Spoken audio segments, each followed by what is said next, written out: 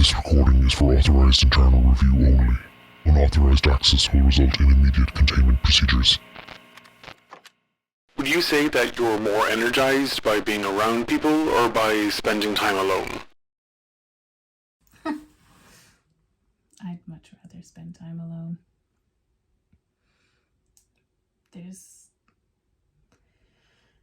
People are great, but here, there's too much social politics. Yeah, I just prefer the company of the characters in my books.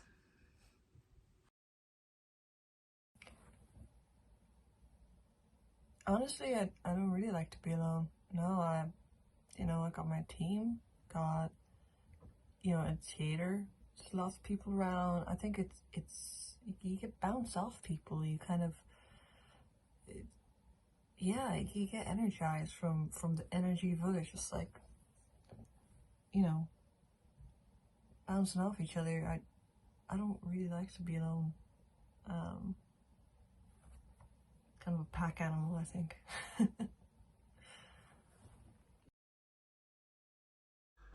Well, in the first place, energized is not the word I would ever ascribe to myself, but definitely when I'm alone. People are tiring. I would say I'm more energized by when I'm surrounded by people. I love feeling their energy and bouncing off those vibes. I truly get that energizes me so much. It's my favorite feeling for sure.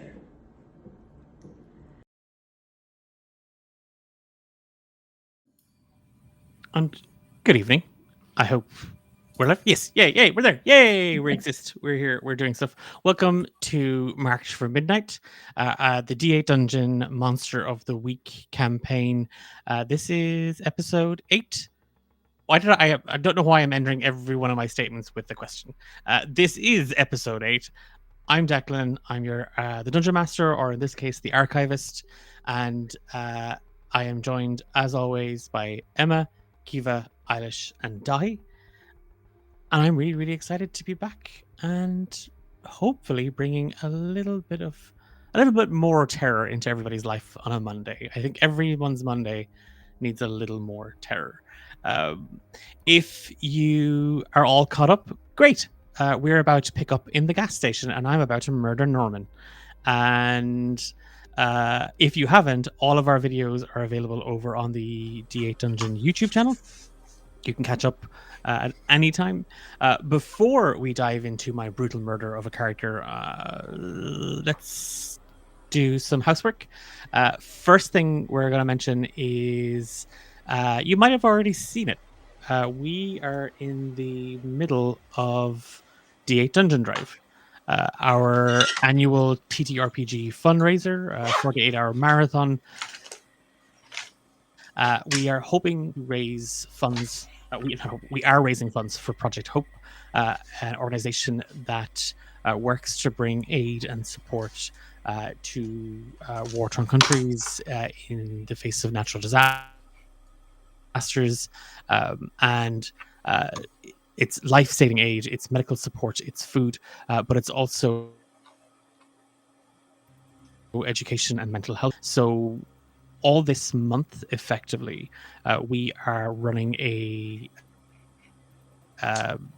fundraiser, and we've just had the first 2 rounds of our tournament, D8 Dungeon Mania, where we have crowned the first champion from Australia and the first champion from the EU. So Dr. Christine Brown and Azar have made their way into the semi-finals. This Friday and Saturday are the last 2 rounds in the preliminary fight. So 5 more EU champions and 5 more Australian champions will be battling it out for those 2 last spots. And then next Friday, the 29th, is her semi-finals and finals. Your donations influence the games. Your donation boosts those champions. So join us on Friday for live here on Twitch for the next EU match. The last one took place just last week, just last Friday, and it was a great crack to watch. It quickly devolved into a weird game of Pokemon, and Wario was there, and they threw a horse. So many wonderful quotes from it. The good news is we have actually already hit our target. Our target for D8 Dungeon Drive was $5,000. We've already hit that, and the event hasn't actually started yet officially. So we're at $5,010. So we have a new goal. The new goal is $6,000.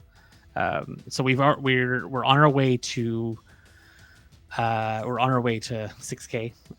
So if you've anything to spare, if you have a little bit of pocket money left after rent or whatever it might be, and you can afford to part with it, you can donate directly to Project Hope on our Tiltify page.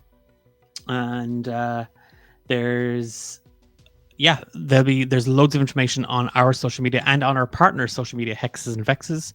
This year we are partnering with a second group, the wonderful team. It's Emily, the wonderful team down in Australia, Hexes and Vexes, to effectively double the games we are running. So it's going to be an absolute blast, and we are so thankful to everybody who's involved. The dungeon masters, the players, the organizations and the individuals that have donated prizes, and there are even more prizes this year than there were last year. So all of that and so much more on the 29th, 30th and 31st of August. But before that, we have our next two matches this weekend. So do check us out on social media, D8 Dungeon, to keep up to date with how you can get involved and how you can support. That's it. That's all I have to say. I'm going to hand you over to our wonderful Emma, who is going to do our recap from last episode. And Emma, are you taking the bonus? I think it's best that I don't. Okay. Remember, everybody gets one free pass, so you can always. Actually, you know what? It's not. It can't be any worse. Yeah, let's just do it. Let's do it. Roll a d4. Okay. 1d4. That's a 2. Okay, so this might actually suit Morgan. So 2 is actually they were the hero. So in your recap, when you tell the story, you have to make one of the other hunters shine. You could do it sincerely, or you could be just trying to deflect it. But from Morgan's perspective, out of the other 3 hunters, who do you think was the hero in last week's episode? So if you can frame your recap with that prompt in mind, you get a perk to choose from. Okay. All right. Okay, let's go. So after everything that happened with Evelyn and the mine, and the 4 of us were really kind of feeling the pressure and the weirdness, it's really starting to pile up. We got these creepy handwritten letters all calling us to this old farmstead on Blood Mill Road. I wasn't keen on the idea at first. I was really just trying to keep some normalcy with exams, but yeah, I guess my arm was twisted and on we went. On our way, the van broke down in the gas station in the middle of nowhere late at night, so that was nice. It was weirdly cold for summer. The place had this buzzing electric feeling to it. Max went inside to get snacks. Norman looked for car repair stuff, and I went to the payphone. Obviously not alone though. Annie was with me because she's a great sidekick. The gas station was weird. It felt kind of wasn't something right, and the music was bland. The kind of elevator 70s music. Cashier was kind of odd, with bubblegum blue makeup and stuff, which is fine, each to their own. I'm all for supporting self-expression, but yeah. We were told to call Frank for help, but meanwhile at the payphone I tried to call my mom, and for the second time since trying to call her, I got this ear-splitting scream and my ear started bleeding and my vision blurred. It was less than ideal. But I plowed through and followed through, and I was okay. Um, yeah, what else happened after that? We kept moving to the farmstead. The van, I own the van, so it came from my circus family. It's really great. It really fit in with our whole vibe. Um, we got to the creepy old homestead, and the atmosphere was very warm. The radio was playing this off-key version of Only the Lonely. This old dude called Silas met us there. He kept talking about a ritual about the 13th hour, and I'm constantly keep hearing about this 13th hour everywhere we go. Evelyn was number 5. Now I'm number 5, so I don't know what that means. And so the house was kind of a gross mess, heaps of rotting rubbish, and the walls were scrawled with strange symbols and writing in languages we didn't understand. We asked some really interesting questions to Silas, all of which were agreed beforehand. And Annie was busy trying to transcribe it all, but struggling. Max got really mad at Silas, just really not getting any answers. And suddenly, I was just sitting there trying to enjoy the atmosphere, but just suddenly this monstrous shadow creature attacked, and Silas very dramatically and unnecessarily pulled out a grenade and blew the whole place up for us, and we all escaped. So that was awesome. But Annie, I think, was the real hero here. She was taking all the notes, writing everything down. Normally that's something one of the rest of us might take on, but I think she really filled in the gap where we were failing. We got out of the farmhouse. It was burning behind us, and there was all ominous and scary as it just keeps building up. So now, because of what we saw in the house, we're heading to a place called Harmony Falls in Washington State. It's an old music camp. Definitely more hints of creepy vibes and something sinister. Annie, again, our hero, keeps writing in her journal. She's really obsessed with that thing. But it's really great. It really helps us keep on track. At the moment, our van is low on gas, and the nightmare kind of just feels like it's chasing us no matter where we go. So I guess there's just no escaping it. Yeah, through it all, we're just trying to hold it together and protect Vigil. And the darkness just keeps coming, and that's it. Thank you. Thanks, Emma. You can take one of the following perks. You can either have a +1 forward. I mean, that was a stretch with the whole Annie is the hero for taking the notes there, but So funny. What do you mean? Note taking is very important. Retaining information. Yeah, what notes were you Especially taking, Annie? What notes were you taking, Annie? And Morgan loves a note taking. You were taking, hi, boyfriend. I could have made Silas the hero. XO, He's not one of the hunters. So. fair enough. You can have one of the three. So you can either take a +1 to your first roll of the session. You can add a minor detail to the world. So Okay. you get to flavor in something that I'm describing, or you can take a hold going forward, meaning during the session you can ask me a question for free. I'll take the free question. Okay, cool.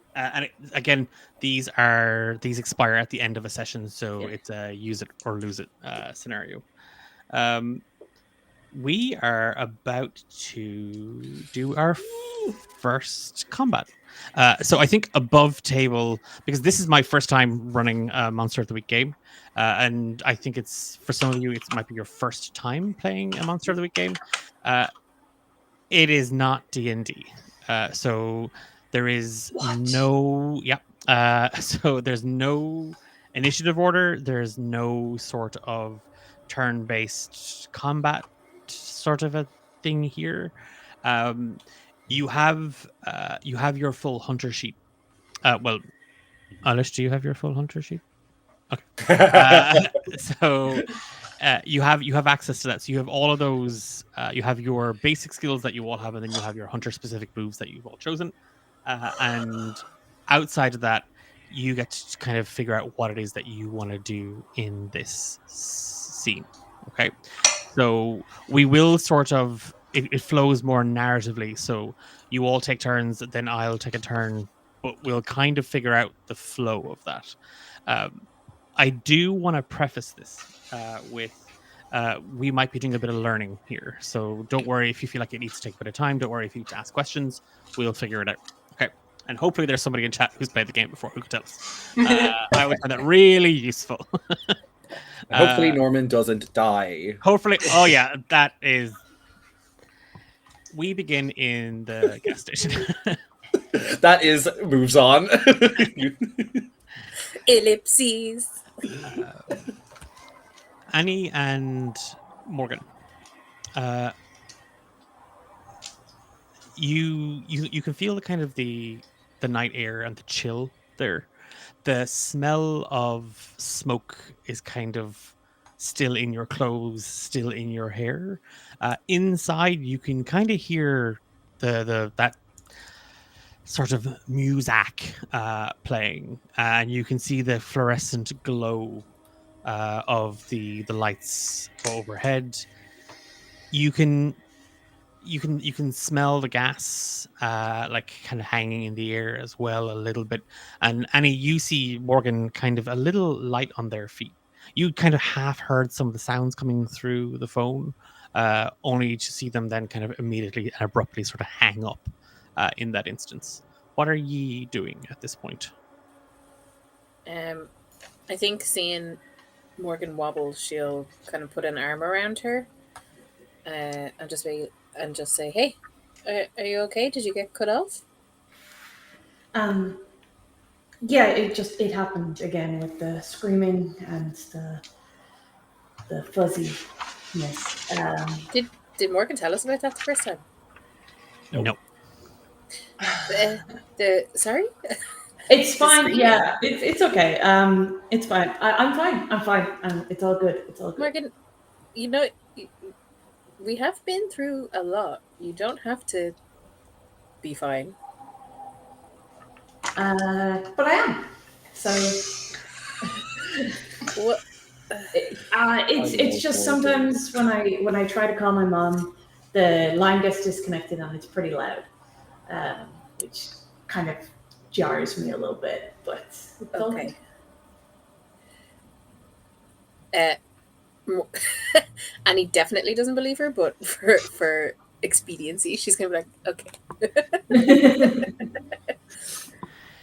The two of you kind of are you just standing in the forecourt waiting for the guys to come out, or let's head in. Yeah, I think we've been out there for a while, so we'll probably go follow them to see what the story is. You, as the pair of you kind of move to the door. Can I say that Morgan is linking Annie now that she was holding her up? She's very much like leaning into this affection. Yeah. Sorry, go ahead. Of course, can you can totally have like your arm wrapped around, kind of like chain linked into hers. As the two of you kind of turn back to the door, there's a moment where that fluorescent light that was pouring out into the forecourt, you see it dim slightly. And from the window out across the forecourt, you just see this shadow growing. Like an unnatural shadow. Is it humanoid? It's very sort of like it's something large is obviously blocking the light from inside, and it is growing. We should go in. Yeah, let's quicken our pace. You kind of Annie, open. Yep, go. Sorry, Annie will just take out her little multi-tool. Okay. And flick the switch, the little knife thing out of it. The door opens as you kind of press into it, Annie, and there's a little chiming of a bell, and there's a pop, like a loud popping sound. and we go back just a couple of seconds. Max, you've 2 arms full of just junk. There is some sort of chocolate covered peanuts and chocolate covered rice cakes as health food snacks, but the bulk of everything else has been baked, fried, refined into something that is not and does not resemble actual food. But it's tasty and it's delicious and it's colorful. There's a spluttering and a chugging coming from the slush machine as you kind of press down on the tab overhead. There's a splash on your face, and you kind of end up looking up, and you can just see in the corner this large mirrored disc that seems to just show the nooks and crannies of the other aisles, the other 3 aisles here in the gas station, and you can just about see Norman kind of looking at kind of like jumper cables, maybe, and behind them you see just a figure kind of stepping in, and it looks like a park ranger or a highway patrolman, maybe. And then you just see their arm extend forward and their fingers elongate. And Norman, you get this shiver down your back. Just this weird, someone stepped over your grave. And you get it's just, again, it is that deja vu. Mm-hmm. But it's in print. Yeah, he immediately thinks of the comic book. He can't. I think the shiver just immediately, like, that's where his mind goes immediately, and he's like, I think he's just like frozen. As you kind of and you kind of look up from what you were doing, you can just make out the corner of the gas station and that mirror, and you can hear the spluttering coming from a slushy machine. And you can hear the music playing and the hum of the fluorescent lights. And you see this figure of a park ranger, or again, the uniform is that kind of non-distinct sort of, definitely some sort of officer. And you can just see the hand, and you remember the comic book pages, but you don't know what happens after. You never turned the page. And in this moment, you have a free response. Ooh, oh god. I think so. He's kind of panicking a little bit, thinking about this comic book and thinking about what could come next. I know it's probably a good idea to run, but that's not who Norman is. I would like to read a bad situation, if I could. Okay, ooh, that is a 9. Okay. I can hold 1.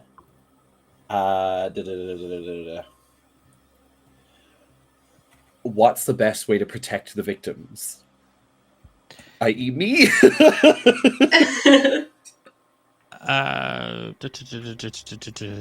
Right here. Is there anything like on the shelves maybe I could grab to try and protect myself with?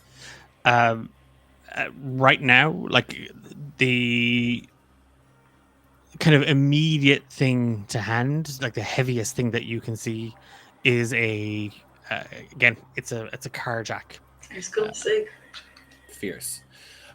Is it cool if so in my sheet I have like a sledgehammer or fire axe? Can I use that like as if that was it? Yeah, that's what that is going forward. It's heavy enough. Yeah. Yeah, I think he'll immediately grab that and go to act whenever he gets a chance to. Okay, so that was your free action. So let's ascertain that you've managed to kind of like, oh, there's a weapon here. You've picked that up. You can now kick some ass if you want in this moment. Okay, absolutely. I think he will, because I think he goes from like flight to, or not flight, it's like freeze to fight immediately. As soon as he sees like something's heavy here, I'm gonna attempt to kick some ass. I'm not the strongest, but you know, so. Oh, that's a 12. Okay. Ooh. So on a 12, you can hold advantage. All hunters involved in the fight get a +1 going forward. You won't suffer any harm from it. You can do double the damage, or you can push the creature back. Okay, I think so. Do I get the effects of the 10? Is it? Instead pick an enhanced effect. Yes. Yeah. But if I don't pick the I suffer no harm, we both deal our weapons harm to each other, right? Yes, you do. Yeah. Okay, cool. I think Norman is usually the guy to play it safe, but I think this time he's so scared that I want to do double the damage. Okay. So it would be 6 harm in this case. You take it's in that moment where you kind of hold, like, grabbing the car jack, and it's cold, it's heavy, like it feels sturdy. As you kind of grip both hands around it, you hear its breathing, and each breath is staggered. It's not human. It seems to be almost, you're not sure if it's gasping air in or out as it breathes, but it is very much a sound, and you can just hear, like, as you feel kind of the sweat on your back, the door to the gas and gulp opens. There's a popping sound as the attendant, Brandy, blows a bubble of gum. It pops and you swing back, and the car jack just crushes into the park ranger's head. As it does, it is sent kind of spinning. And Max, you see this. You see all this happen in one motion. You see the girls come in. You see Norman take a swing with whatever he's got his hands on. And you see this humanoid creature. It lets out a howl, again stuttered. And as it spills backwards, it lashes out. And it just manages to catch your forearm, Norman, and it cuts deep into your hand. Take a harm. Can I use one of my my playbook things here? There's something called Never Again, where I can choose to protect someone without rolling as if I've rolled a 10 plus, but I can't, like, whatever the harm they take, I think I take on. How? So the other thing is, how would you get from where far away? Yeah, from where you are to where Norman is the only fair. thing. Yeah. Okay. But in this moment, is there anything that you want to do, Max? Seeing Norman just attack this creature. I think Max is sort of dropping everything, and yeah, just sort of like barreling towards Norm.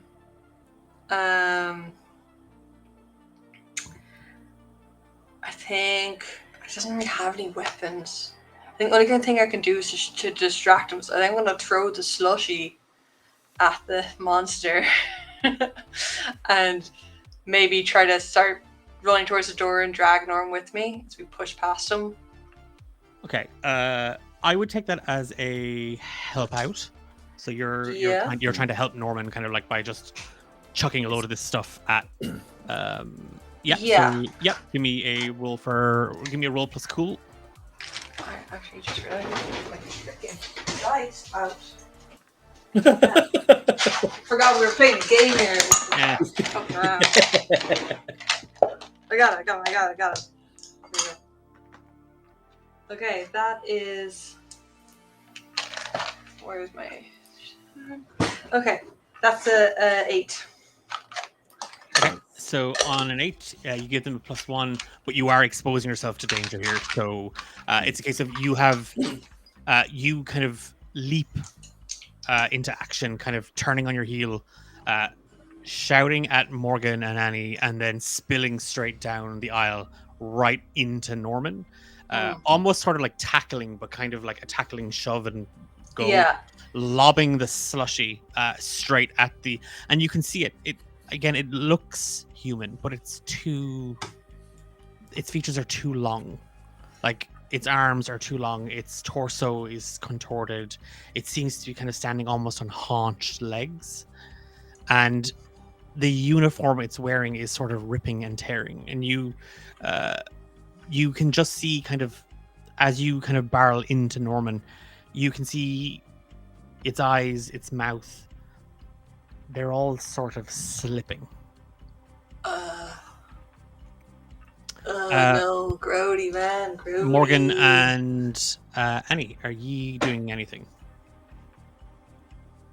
So we're inside. We see all of this happening. You've just seen this. You didn't really see what Norman did, but you clearly see this creature standing at kind of in the middle aisle.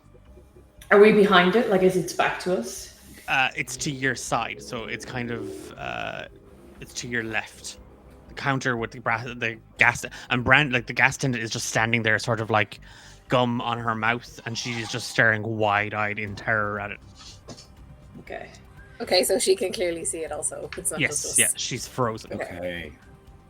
I was going to ask that, but obviously I'm under duress, so Norm is not able to ask that, but Dahi wanted to ask that.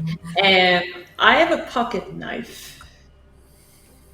How far away am I from this thing? Again, don't worry about this in terms of. Oh, no, I just mean, like, do I have a run stab or a justice stab emoji? I'm not saying I need to move 30 feet. Yeah, no, it'll just be a kick some ass roll. Yeah. Okay, cool. Yeah, let me try to do that. I'm aiming for his ankles. Is there a harm for the pocket I believe knife? the pocket knife is 1. 1, okay. 1, yeah. Okay. So I rolled 2d6, yeah. I think the pocket knife is the same as the multi-tool. It's like 1 harm and useful or something. Okay. Like It just said, 1 harm. Hand useful, small. Yeah. Cool. So what do I roll? Sorry. 2d6 plus your tough. Yeah, okay. So that's a 10, and what is my tough? 0. 10. Okay.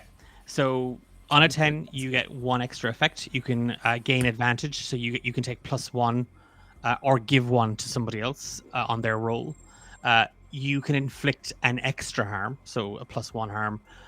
You suffer 1 less harm, or you can kind of push the creature back. You force them where you want them, so you can push the creature further into the gas station.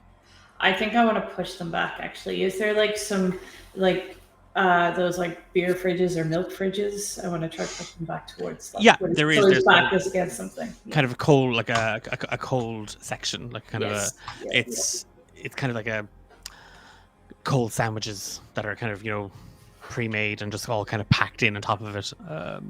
You do, yeah. You Morgan, you see this creature. You remember what happened at the farm. It looks the same, but it's different. Its head turns, and you can literally see sort of, and it's not just the skin that's slipping, the bone is slipping, and the eyes seem to be sinking further back into its head and getting smaller. And its head turns to face you as it hears your steps on the linoleum floor. The head turns the opposite direction, and you literally just see the skin kind of folding and stretching as it turns in its neck. One of its arms twists upwards and it slashes back at you as it again lets out this shriek. You slash with the pocket knife. You catch it on its hand that it was attacking you with, and it retreats further into the gas station. Is it possible? So, like, I have an ability that I would like to try and help out here with, so Morgan doesn't take harm if possible. The protect someone I don't think I ability, took any harm, right? you should take harm. You're going to take harm because Yeah. you didn't choose to not take the harm. Okay. Yeah, Yes. whenever you Yeah. take the mass, you both take the harm unless you get a way not to. So I have an ability that allows me to protect somebody by telling them what to do, not by like using like a tough thing to get in the way. Is there any way that like Norman can shout that like this thing can hit you from there? Like this thing is longer than it seems, and like warn Morgan about how this thing like can move a little bit so that she can like move out of the way and not get slashed by it. And do you roll for this, or is this just Yeah, it means it allows me to roll protect someone with my charm instead of tough. Yeah, give me a go with it. Cool. Yeah, it says, sorry, I should just read the ability. If you can Yeah. protect someone, or if you can protect someone by telling them what to do or leading them out, roll plus charm instead of tough. Yeah, give me a roll for protect someone. Okay. Ooh, that's I think that's 8. Okay. So you protect them, okay, but you'll suffer some or all of the harm they were going to get. I'll take the harm. Okay. Norman. Can we role play this out? Just Absolutely. Yeah. Yeah, so I think as Morgan runs up, Norman is moving with Max and kind of like pushing towards leaving, sees that Morgan is running to engage and then kind of like get herself back out of danger, and he shouts over to her, that thing will still get you from there. Put something between you and it, and let's get out of here. And he's basically angling for her to put like maybe some of the aisles between them as she moves back so she doesn't get caught by him. And I think how he exposes himself is himself and Max are running out together, and maybe he gets between the two. Yep. I think it's one of those things where, Morgan, as you hear Norman kind of shouting at you, without even realizing it, you've already grabbed it and you kind of just throw it down in front of you. And it's one of those sort of like postcard, birthday card sort of wheelie stands that you just kind of topple over as it goes to lash out. Its hand gets wrapped around it, but Norman, as you kind of come running around the corner with Max, sort of just focusing on making sure that Morgan is okay, you miss as its right leg it snaps, and when it does, it just flails the leg straight at you, and bone just catches the back of your leg. Take 2 harm. Ooh, ouch. Okay, cool. That's fine. Annie and Eva, just as a heads up, you've muted. Yeah, I just realized. Yeah. So I have a thing called Dark Desire, and it's called. We all know that. What's on your playbook? Zing. So it's basically I can use manipulate someone on monsters as long as I'm using emotional ties, but I don't know if that means I have to have an emotional connection to the monster or I have to have an emotional interaction with the monster. Maybe I think emotional ties to me also reads you might need to know something that it would be emotionally attached to, perhaps. Yeah, I think if you As want well, to like- try and connect, I think you'd need to know something about it. Yeah. Never mind. Is there anything else you want to do? Yeah, she's just gonna kind of follow Morgan's lead and like slash out at it to try, like when she sees it connect with Norman. Okay. Give me a kick She'll just slash out. I don't have any tough. Ooh, 11. Nice. Okay, so same thing again. You can gain advantage, which is a +1 forward, or give someone +1 forward. You can inflict an extra harm on it, or you can suffer 1 less harm, or you can push the creature further back. I think I'm going to push the creature further back so that we can try and make a run for it. Okay. Just as you see Morgan kind of topple this spinning little tower of cards and stuff on top of it, you lunge out with your multi-tool and you stick it like its arm that's kind of stuck in it. You stick and you kind of scratch down into it. Kind of it's not the blade; it's actually the screwdriver part. It's just kind of a short little thing that you have that you stabbed it with. When you do, it lets out a howl of pain, but again, interspersed. Like it's shrieking, but there are gaps between the sounds that it is making. What you don't realize as you drive your multi-tool down into its hand, its ring finger and middle finger, it splits, the palm splits, and the fingers actually lash out at you, and they cut down into your hand. Take 2 harm. 2. Damn. Could I protect her from that? For my never again combat situation thing? Yeah, you have to roll for this as well. So it's never again in combat you may choose to protect someone without rolling as if you had rolled a 10. Okay. Plus. So then in that situation I can do one of the protect things. Okay. Except suffer little harm. So I think I take the harm, and then either it's either that it's focused on me or I inflict harm on it or I hold it back. Okay, so what you're saying, Max, in this moment is you want to protect Annie from that claw attack. Yeah. So you're choosing to take a little less harm. So instead of taking 2, you take 1 harm, and Annie, you take no harm. I don't think I take little harm. I think it's just in the option to protect someone, you can suffer little harm. I just can't choose that option for this. Oh. So I can't choose that option for this. Yeah, so it says in combat you may, as if you have rolled a 10 plus, so I get to choose one of the 10 plus at options, but you may not choose to suffer little harm. Okay. So that's the drawback, clearly. Okay, got it. Okay. So now we're all near the door now, is it? We're kind of all bundled up, kind of just there in the entrance to the door. And we've been hitting it. How does it look in terms of, does it look kind of injured now at this stage? It doesn't look great. Like whatever this is, it does not look great. So when I run towards there, could I kind of pull the jack out of Norm's hand as I run, and then just swing around, and as he's running, he pushes Annie behind his back and comes up with the jack and just smacks this thing across his face. Okay, so you want to inflict a harm on it. I do want to inflict a harm, yeah. Okay, yeah, that's fine.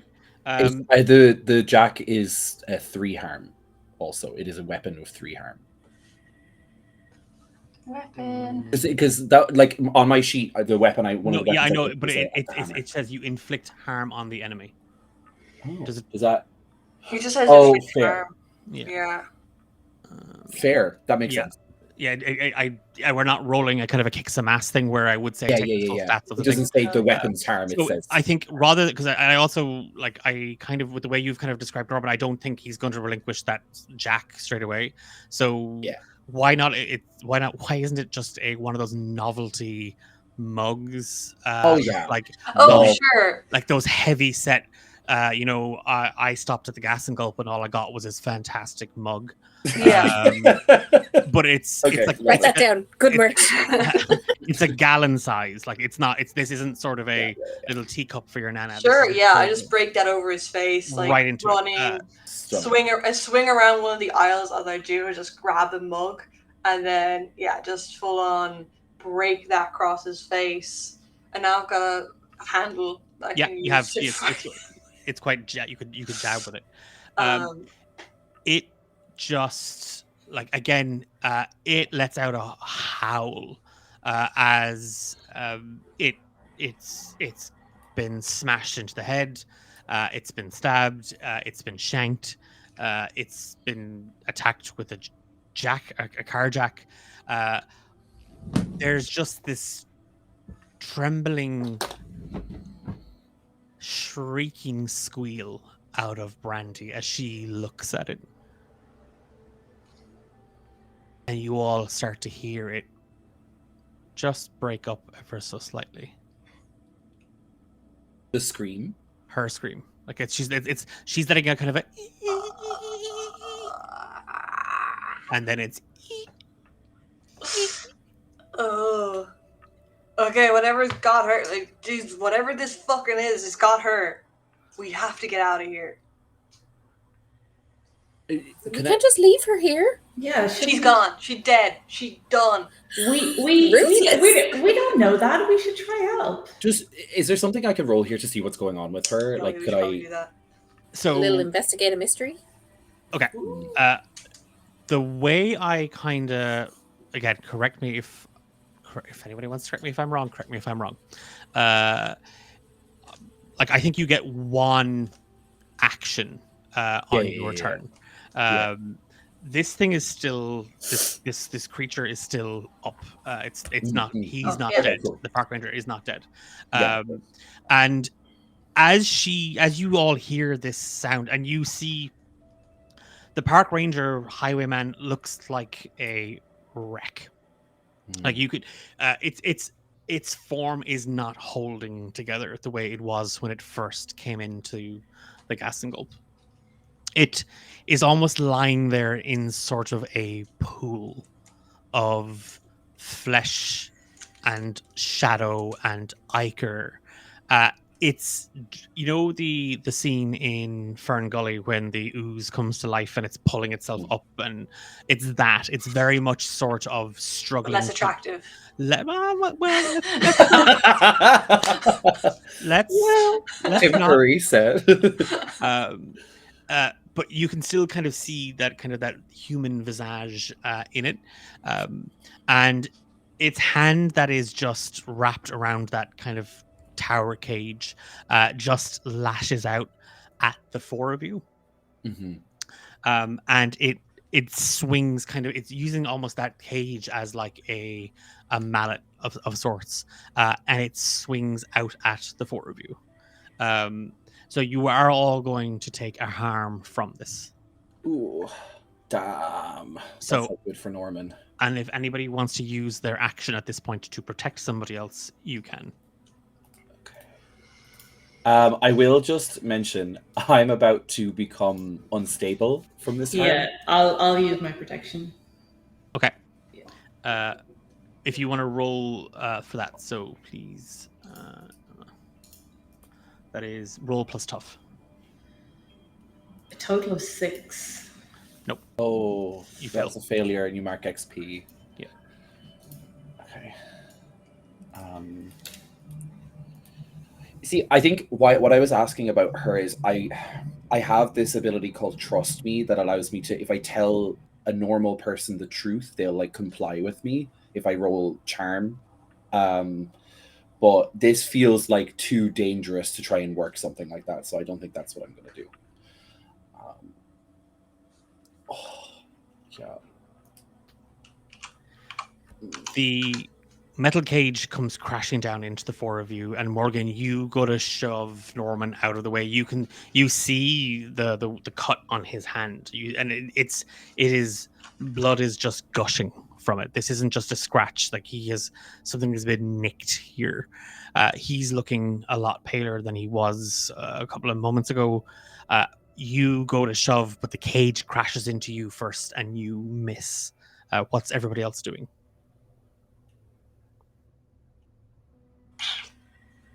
Yeah, I should have done the protection thing, to be honest.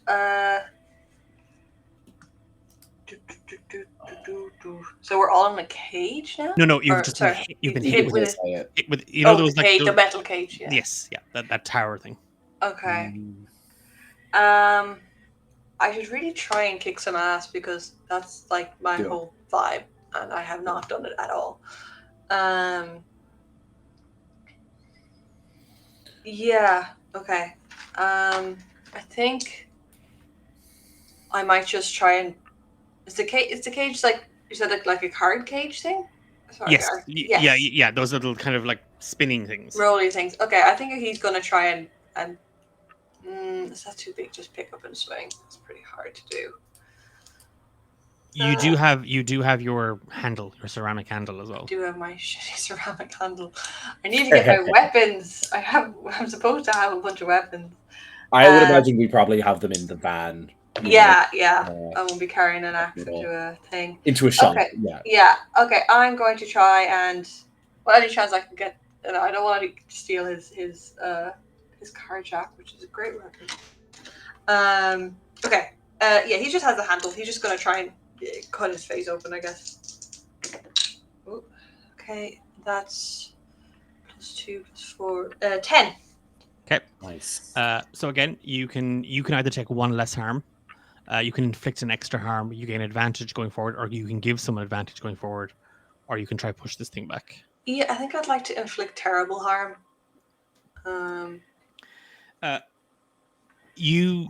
The cage crashing into your back, and it's not even like, yeah, that hurts, it hit with force, but it's the fact that the four of you were all bundled up on top of each other, and Max, you watch as Morgan kind of struggles to kind of get Norman out of the way, and the two of them kind of fall over on top of each other, and Annie is knocked back into the countertop, and you are kind of standing there, or kind of almost hunched over.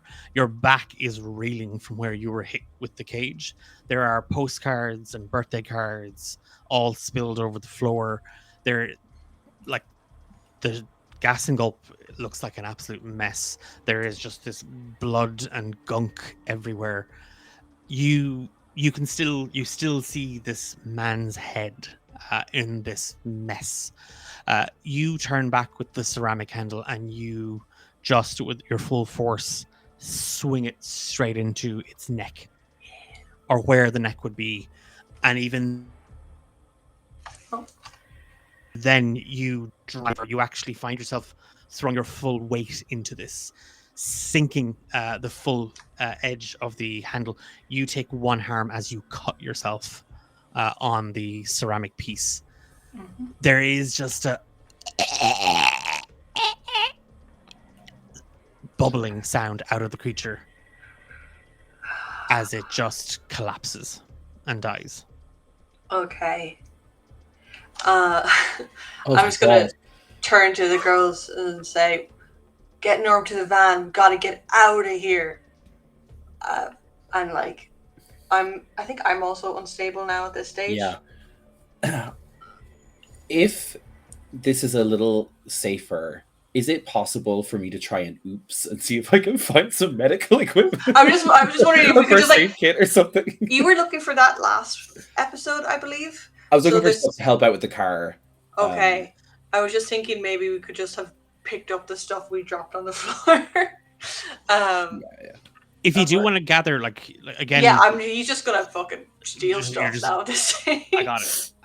Yeah. And what are we? Yeah, go for it. Can all of the playbooks use magic? No. Yes. Oh, can they? Yeah, use magic is just a basic move. That's what I thought, because it was on a separate page. I was second guessing myself. It's because it just uses weird. So not all classes are going to be good at it. Like Norm wouldn't be, because I have a -1 to weird. Oh, I also have. See, I have 2. Yeah. So I was like, what are I using? Oh, okay. As far as I know, because the magic is just like a spell list, like inflict 1 harm, enhance a weapon, do something that is beyond human means. But it's just like, I don't know how you want magic to work in this setup, Declan, but that is obviously for you to decide how you feel. But as far as I know, magic is available to every hunter. Okay, I'll take that. Isn't a, but it's also not under the alternate weird basic moves. So yeah, screw it. Yeah, it is. I think it is just a basic move. Okay, in that case, can I try? Who looks worse out of Norman? And actually, she's gonna. So fickle. I'm so sorry, Norm. She's gonna heal Max because Max protected her. Fair. Yeah, I get that. Watch these. So cool. wherever you can see a wound, she's gonna be like, "You're hurt," and put her hand over it. I don't know if it's like an involuntary. Cool. How much does that heal? 1. You have to roll for it. I have to roll for it. Yeah. Roll plus weird. Okay. You might get a that is a 10. Oh, okay. The magic works without issue. So yeah, you want to heal 1 harm. Yeah. Yep. Nice. So Nice. Again,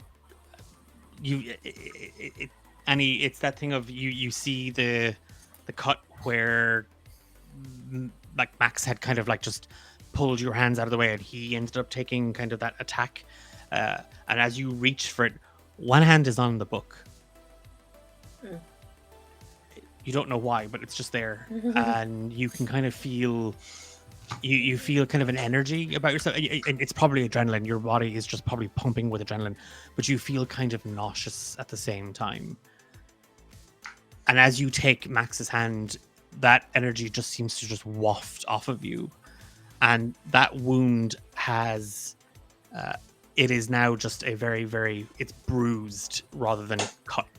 Max. Morgan, what are you doing at this point? Radical. I'm gonna look after Norman if I can. Try help him. So I think we should all start edging. I think we should all look for like a first aid kit. Yeah. She's gonna try maybe like put pressure on Norman's wound, and maybe try find like a souvenir tea cloth or something and wrap that around. Give me I would argue, an acting under pressure. Okay. That makes sense. And then can I help out by looking for a kit, or was that acting under pressure as well? I would say, are you looking for supplies, or are you? I'm looking for specifically like a medical first kit. aid. Okay, so that in my would be sort of investigating. Sure. Yeah. I got a 7 anyway. My Action pressure. The keeper's going to give you a worse outcome, hard choice, or price to pay. Yeah. That's what it's. Investigative mystery is sharp, so that's a 8.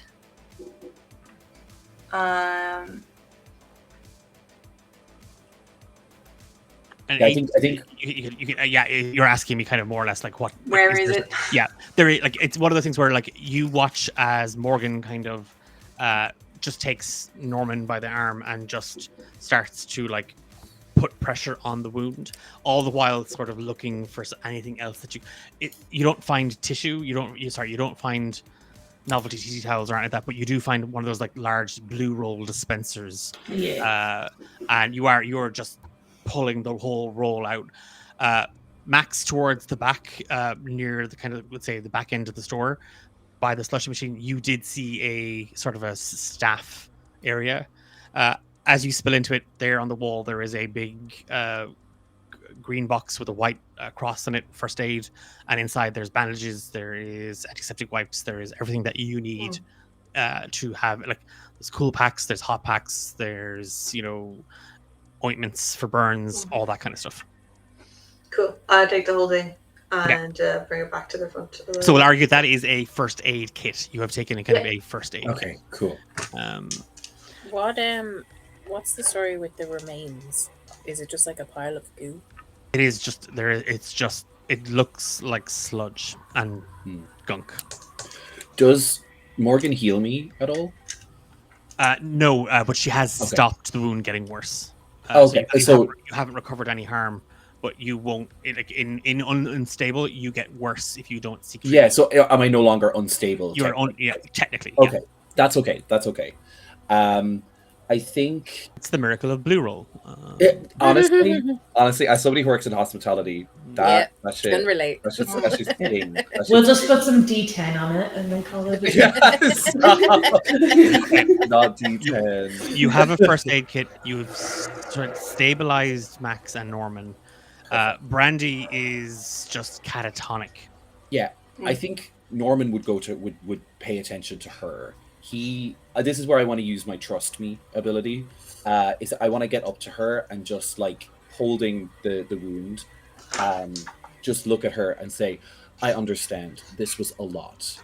We are trying to stop these things. You don't have to believe me necessarily, but if you could get us in contact with Frank and get yourself out of here, that would be wonderful, my dear. And the trust me is it's basically manipulate someone. Yeah, but it's when you tell a normal person the truth in order to protect them from danger, roll plus charm. On a 10+, they'll do what you say. they'll do what you say they should. No questions asked. On a 7 to 9, they do it, but the keeper chooses from one of the following, which is they ask you a hard question first, they stall and dither a while, they have a better idea. Or on a miss, they're going to think you're crazy and maybe dangerous. Okay. Oh. Okay, that is a 9. So they get that list, that little list of, she'll do it, but she gets to ask me a hard question, dither, or have a better idea. She's gonna dither. Yeah, because she's in full. Like I said, she's kind of slightly.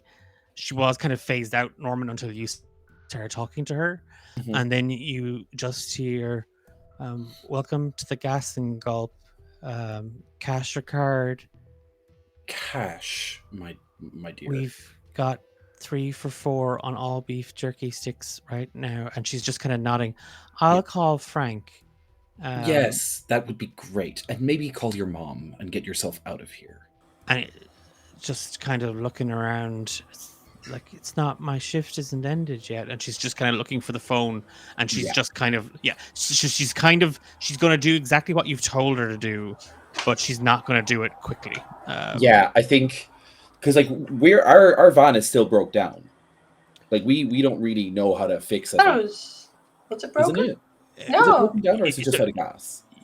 He never checked. We never I checked. thought it was out of gas. It was out of gas. It was technically out of gas. So narratively, I said it was out of gas. So Norman, Morgan, who was driving it out? Was it Max was driving out? Max. I was driving. Yeah. Max, you know it's out of gas. But okay. Morgan knows this van. She's grown up with this van. She understands the van. Does she think it's out of gas? I mean, that's why we're at the gas You'll station. investigate a mystery on your van. Like. Morgan knows that she only ever puts $5 at any one time into the van. I'd like to use my perk question. Come on. What's your perk question, Emma? Is there something else wrong with the van other than it being out of gas? No, there is not. Okay. Then I guess if we knew that it was out of gas, I think Norm would tell her to call like someone to pick her up. Yeah. And then we would just take some gas and go. And Norm, feeling bad, will leave money on the counter. If you're getting money on the counter, but like, would CCTV be a thing? Please don't ask me. I don't know, but. I don't think so. No, it is, but it is not. It is not as high tech as it is today. Just considering that I already went to the staff area, do you think I could go to like the one tiny box TV that's connected to the CCTV and just like eject the videotape that it's being recorded on and just take that?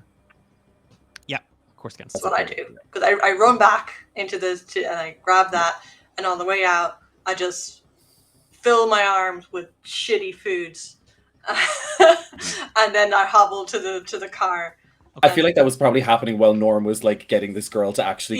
He's just running around stealing and not paying attention. So I think in that, like, if we are kind of figuring out this picture, then it's Norman trying to console Brandy. It's Max grabbing that security tape and then doing a little bit of light shoplifting.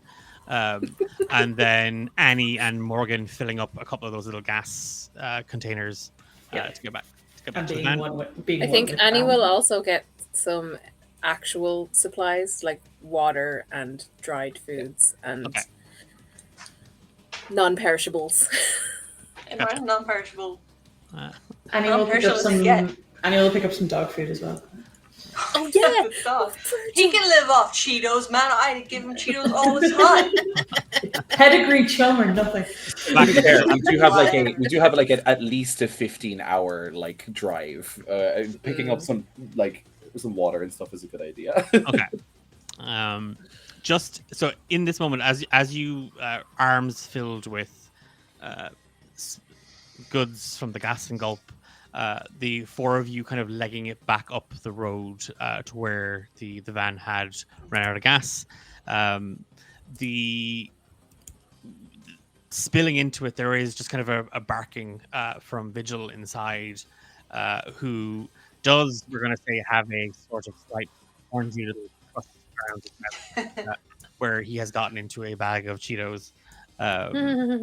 And the four of you have filled up the van, you've grabbed supplies, and you have survived an encounter.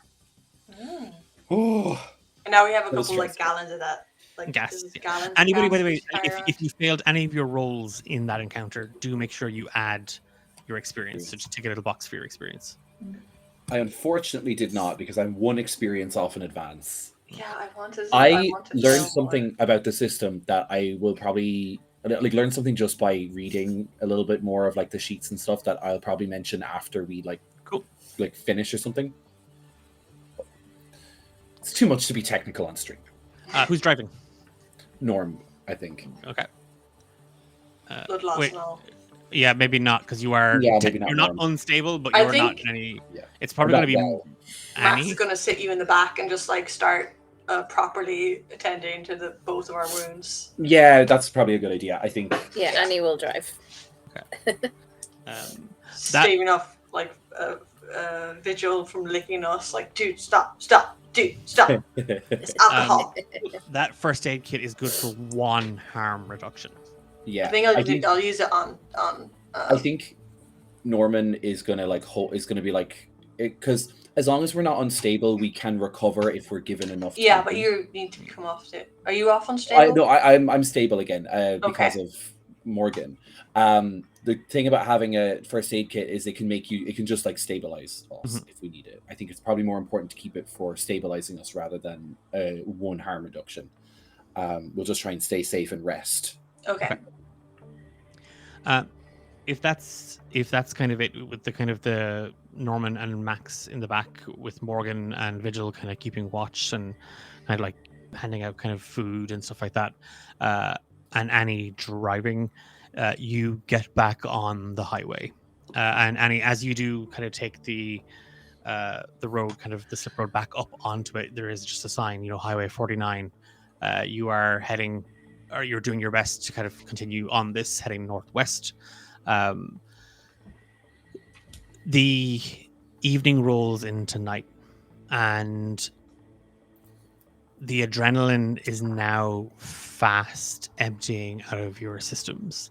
The pain from where you were cut or you were hit sinks in, and it begins to feel heavier.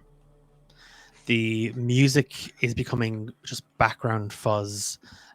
Vigil has sort of found himself a little spot at the back of the van on a pile of throw cushions and pillows and just kind of drifted off, occasionally like picking his head up when the music changes ever so slightly or Annie adjusts the radio. But all of you start to feel tiredness overcoming you. Between Silas and the old farm, the monster at the Gaslin Gulp, you feel exhausted. And Annie, along the road, you start to see signs for a motel. The Golden Hour Suncrest Motor Lodge is coming up on the next exit. I think she's probably not even going to ask the group. She's just going to make an executive decision knowing no one else is really fit to drive. Also, this entire time, Annie has been feeling extreme separation anxiety from her diary because she hasn't been able to query what the fuck happened with Max. So she's going to just stick her indicator on because she is a responsible driver and pull off at the next exit and just kind of announce to the group. Because we appreciate good driving safety here on this stream, you can have a +1 going forward. Yes. That's that great. goes I into love the that. next game, right? On anything driving related. Okay. Okay. And she'll just announce to the group, like, guys, I'm so tired. I think it's best we stop here for the night. Likewise. I guess. Yeah, okay. I don't like to stop moving, but maybe we can take shifts or something. Do we have money? Temptation to say I took from the till, but I I don't think Norm would have let me. Sorry. Yeah, Norm would not have let you rob the gas I station. tried to get money, but Norm was being a square. Listen, How much could a motel in the middle of nowhere cost? Exactly. I'm sure How it's much bad. do we have? Norman? Let me refer to our accountant. Yeah. Norma just kind of looks at you and says, like, do you think Father. I was wealthy or something before we came here? I'm pretty sure that PhD are expensive. yeah, people who are academics their whole lives are Okay. famously. What I'm going to ask you all to do is I am going to ask you all to roll digitally. Because I don't trust you all. I want you all to roll 1d100. Yeah. And then based on your own economic background and status, I would say Annie and Morgan could add $25. Norman works in the library, and is a PhD student, but does have a full time. Well, and he's also assisting with lectures. So I would say add an extra 100 to whatever you roll. And I am going to relinquish that and say that that's what he left behind at the gas station. Okay, the $100 to cover. Okay, perfect. Okay, so just a D straight up 100 in terms of what's in your checking account, and Max, I would imagine, comes from money as well.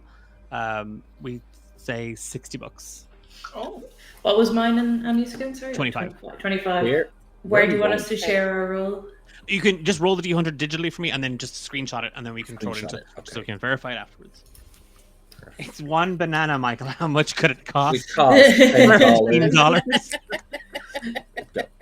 Okay, that's pretty poor. Oh gosh. Okay, what's Norman got?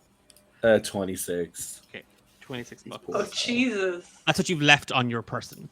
Yeah, that's what he's got left on his person. I will send that in the Discord. Oh, I put it in the WhatsApp. Perfect. And Morgan? 77. So plus 25 is 102. 102. Nice. Oh, weird. I got 76. So 101. For Annie, and then Max. Max has 87, and then plus 60 is whatever that number is. I need to add it up. 140. No. 140. Did you say 80? 87. Okay, then 147. $100 in the 80s worth a lot more than now for sure. 100% so. He took out his entire life savings. He was ready to. He's got nothing. He's got nothing left. In any other sort of. Everything his nana has ever given him. So, but based on my math, but collectively between you and what you have in your wallets and purses, backpacks, whatever, you have collectively $376. I love how we're sharing the screenshots in our little WhatsApp group chat, and we all use the same D100 roller by the looks of it. Yeah, hilarious. The first we just Googled roll a D100. Beautiful. Sponsor us.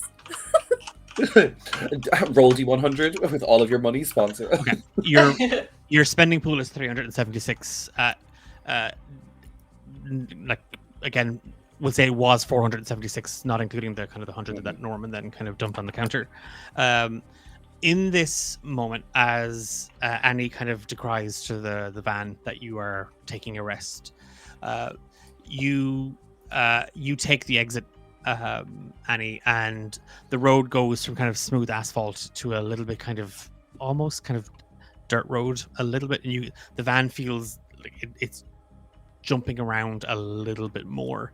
And there, as you then pull onto a kind of an open dirt driveway, you see this as the lights of the van kind of flash up along the wooden frame of the motel. You do see this faded sign for the Golden Hour Suncrest Lodge, and it is just this sun with a big smile on its face. But like it's wearing kind of a little sleeping mask and a little sleeping pointy hat, one of those little sleeping caps. And the walls are painted this sort of teal and mustard, all very, very much sort of sun bleached. You can see a couple of large ceramic pots kind of spilling around the place, all with kind of cactuses and a couple of other dead plants and shrubbery sort of sitting in them. There is a sign over the kind of the lobby area, and the neon letters in sort of a golden yellow, sickly yellow, read vacancy. And inside you can just see a small cloud of smoke spilling up into the ceiling. It's Razgate first.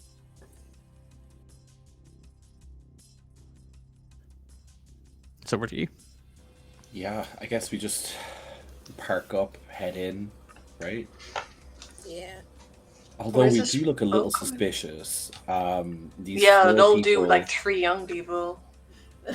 I was going He's to not say. that old. I was going to say 4 people looking grievously injured in the middle of the night in a I clown don't think net. that's too weird. Well, listen, we are leaving my family circus van, Or got a dog.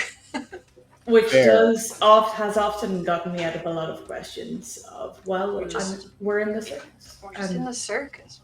Exactly. We're Okay, practicing a new so- act. Annie, you're in the circus. What do you do? I'm clearly an acrobat. Max, what do you do in the circus? Oh, I beat up people for money. I don't.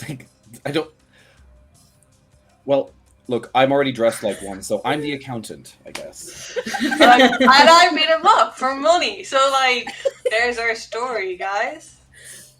Annie, what do you do in the circus? Or Annie, Morgan, what do you do in the circus? Bit of everything. What did you do in the circus? Yeah, what did you do in the circus, Morgan? This is not in my backstory. It's called improv. My parents ran the circus, so I wasn't actually in the circus. I just traveled with them. But I do know a lot of various things. Like I would be Okay, she's a lion tamer. I would stand in for a lot of people. Yeah, I'm going with like ringmaster or something here. No, Oh, no, that doesn't suit you. No, yeah. No, I'm For talking you. about you, Morgan. Oh, right. Okay. Yes, absolutely. Yes, I am the leader. Well, let's maybe They're just not get going to in. ask questions. They're going to see the van. It's late at night. They're going to give us a room. They're not going to care. True. I'm sure weirder people come in all the time. We need to have a little chat and a little think about what the fuck is going on here. And maybe just really go over what we know. Yeah, And- I think we should get a room first instead of Yeah, talking of course. in the parking lot. And I think we're likely going to have to confront some pretty difficult truths. And he's staring directly at Max as he says that. Annie's getting antsy, so she's just gonna turn on her heel and walk towards the reception. Yeah, I'll follow.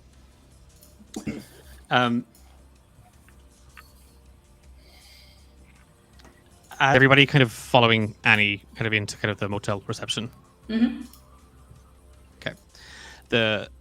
You open the door, Annie, and again the smell of stale cigarettes just wallops you. It is underlying with sort of a heavy douse of both kind of air freshener and perfume, like kind of a strawberry perfume, like a sickly sweet fruity perfume lingering underneath it. And the whole thing, unfortunately, none of these things are masking each other. They're all very prevalent fragrances, and you keep getting wafts of it. There is just a lamp lighting up this space. There is a vending machine with an out of order switched off, and set behind the counter, all of you see this mid to late 40s woman kind of just look up at you with just this tangle of gray hair tied back in like 3 different scrunchies. They're all different colors. One has like a lot of like little tassels off of it. One has a like, and it's like a red, white, and blue scrunchie. And then there is like a little pin in one that says vote Jimmy Carter. She's wearing a teal polo shirt with kind of a embroidered sun on it. There's a name badge that says, well, it says, I'm not sure what it says because somebody has taped over it, and it just says Jan. And she just looks up at kind of the 4 of you, and then looks back down at kind of the book. Welcome to the Golden Hour Suncrest Lodge. 2 rooms, is it? Please.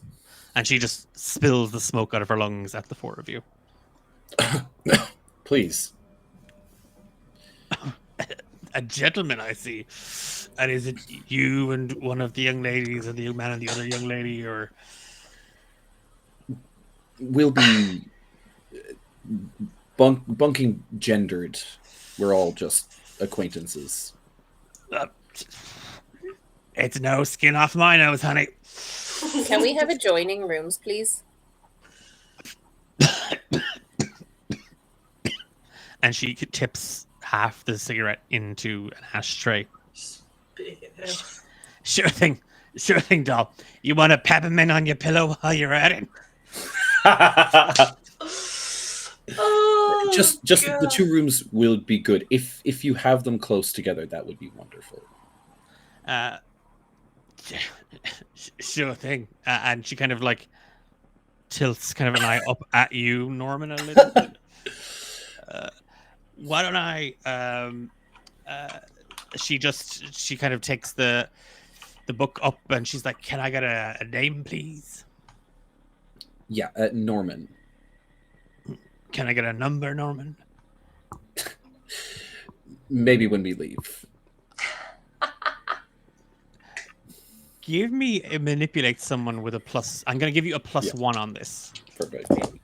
Oh, fierce. That is 13 then.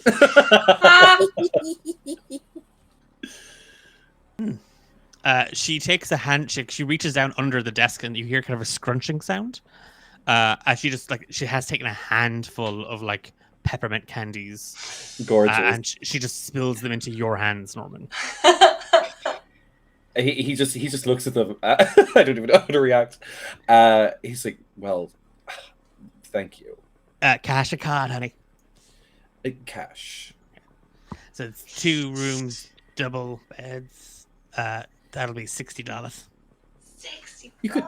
She kind of Norman. I think as part of the manipulative person role, can I say, surely there's something you could do for us. We're, getting 2 rooms at once. Can you knock off a little bit for us? And he's gonna like look at her back a little bit.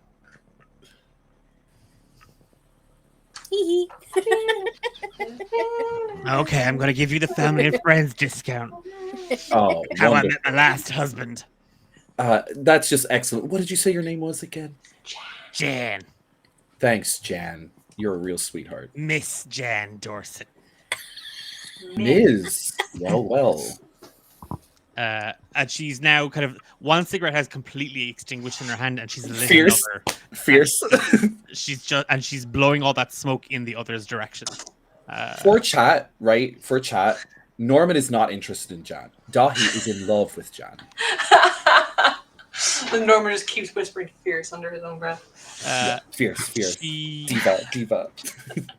She looks around, and she kind of hands the book for you to sign, Norman, and then she turns around and she takes 2 room keys off the thing. You see that there's a wall of keys, and it's like 1 to 10, and all the keys are there. He signs the book Norman Bates. Okay. She takes room key number 1 and room key number 2, and she kind of slides them across the desk to you. The employee lounge is right beside number 1. Thank you, Jan. And then he walks and takes the 10 and 9. Like he specifically takes 10 and 9 and goes away. They're behind her. Oh yeah. He does he have to like reach out and grab You'd have to like reach over her to take. She took them off the wall. Oh, and put them fierce. in front of you. Oh, okay, Yeah. okay. So she took gives 1 and 2. She took the keys off of a board behind her and has put them down in front of you. Never mind. He'll take 1 and 2. I think he'll hand 1 to the girls. Then he'll quickly like just as like out of eyesight of her, he'll hand 1 to Annie and Morgan. Okay. Is there anything anybody else wants to do in this moment? Is there a cigarette machine anywhere? Is Jan bring her own? Jan brings her own. The outside that you do see kind of an ice machine, like an ice machine that has an out of order on it. Yeah, everything here feels it has all the amenities. They're just not working. I can't believe they're trying to charge us $60 as well. That's crazy. You're good to go to your rooms? Yeah, we're all doing like a meeting. How much are we down? What You're down was our 60. starting money again? Your starting money was $376. You're down $60. You're down to $316. Did she not give us a little discount? No. She did. She gave you the friends and family discount, which was 10%. Oh, so it's 54? Okay, perfect. So we'd be down to 322. Sorry, I just want to keep track of money since I'm our accountant, apparently. I never have to draw the dollar symbol. This is fucked up. Sorry. Yeah, weird. Is it 2 strokes or 1? You can do both. You can do 1 or either, I think. Morgan and Annie head into room number 1, and Max and Norma head into room number 2. Are we not meeting up in one room? Should we have a secret knock? Sure. Sure, if you want, but I think like there's only 4 of us here, so. If it makes you feel better, if it makes you feel safer, then yes, let's do it. Yeah, do shave and haircut. What? Okay. No? Yeah. I didn't know that's what that was called. Shave and a haircut. 2 bits. Oh wow! Get out and grass and learn things about the world. Watch the old text. Go watch Roger Rabbit. Get outside. Get out of here. No one ever does 1 single knock. Thank you. Zool44 knows that knock. Well, Zool44. I know the knock. I didn't know it was called a specific name. I know the knock. I just didn't know it had a name. Yeah. Anyway, okay, so short back and sides. That's our knock. Okay. Yeah. Jan goes back to reading her National Enquirer, all the while just her eyes kind of still watching your Gluteus Maximus Norman exit the reception. Then she peels them back. Go. She loves to watch you away. She goes back to her magazine. You've got your rooms, you've got your space. You're going to meet up to figure things out and discuss. That's where we're going to take our break. Okay. And I think, Emma, we can hold off on that thing until the end, if that's okay. Yep, that's fine. All right, we go to break now? Yeah, perfect. We're going to be back in like 5 minutes. Grab a drink, refresh. We'll see you in 5. Okay.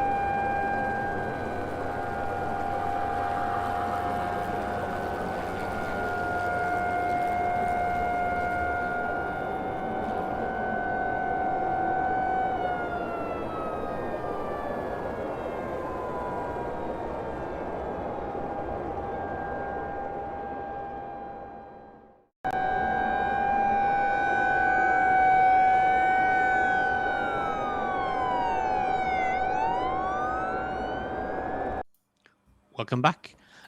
We are in the Golden Hour Suncrest Roadside Lodge Motel because that name just rolls right off the tongue. I think I've added 2 more things to it. We're picking things back up straight away. The night has rolled on, tiredness has set in, but there's too much that needs to be said, discussed, and figured out. And we find Max, Norman in Annie and Morgan's room, set on the firm. As old and dated as the motel is, the rooms are pristine. They are clean. There is a small 9-inch television set on a dresser in the background. There's a rerun of The Twilight Zone playing in the back. As the 2 lads joined the room, Annie turned it down. The 4 of you are set on beds, armchair on the floor. It's over to ye. I also imagine Max has come in with some of the food. I was just gonna say, Max immediately sits on one of the girls' bed, cracks open one of those big plastic barrels of Cheetos, just getting crumbs everywhere. Okay. That's Morgan's bed. It's established. I think, I think. Max, can I shift you to the floor? Is that cool? Let's all sit on the floor. Can I shift you on the floor? It's not that kind of sleepover. Between that and I feel like shift is a very Irish. Yeah. It is fully Irish thing. And it turns out Morgan is from the Berry clan. Anyone who's not Irish watching Shift in Ireland means to like make out with. Let's all sit on the floor. Max? I'm good here, thanks. No, you're getting crumbs everywhere. Okay, I'm just gonna ask you to give me a manipulate someone here, and we'll see. How it goes. Me or Max? He's way too comfortable. He's like Roman sitting where he's like lying down on his side. That's an 11, and I have +2, so 13. Okay, yeah. You pick up what Morgan's putting down, Max, and weirdly enough, it's not so much what Morgan says. It's that you remember Emily saying it to you all the time.